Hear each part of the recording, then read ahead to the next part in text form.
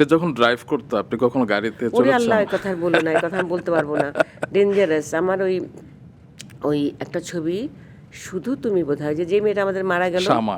শ্যামা, ওই ছবিটা যখন করলাম, ওই ছবিটা আমরা করতাম ইয়েতে, পাগলায়, হ্যাঁ, ওই স্টুডিওতে।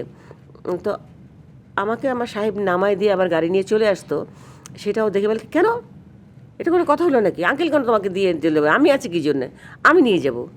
তারপরে সে করতে তার হাত থেকে বেরিয়ে উল্টা যেত আমার ওখান থেকে গ্রিন রোডে, আমাকে তুলে তারপরে ওরে গাড়ি যখন টান দিতাম, যে বাবা বাবা প্লিজ প্লিজ আস্তে আস্তে, একটু ধরে না তো আম্মু, এই দেখো, এই যে দেখো দেখো স্বামীরের কত চকলেট আছে, এটা খাও তো, চকলেট খাও।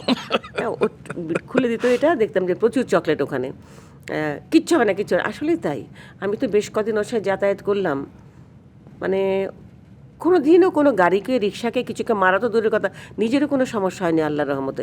যার কারণে প্রথম যখন মৃত্যু সংবাদটা আমি শুনলাম, আমি বিশ্বাস করে প্রথমে তাই ভাবছিলাম যে বোধহয় অ্যাক্সিডেন্ট করেছে, অ্যাক্সিডেন্ট হয়ে মারা গেছে।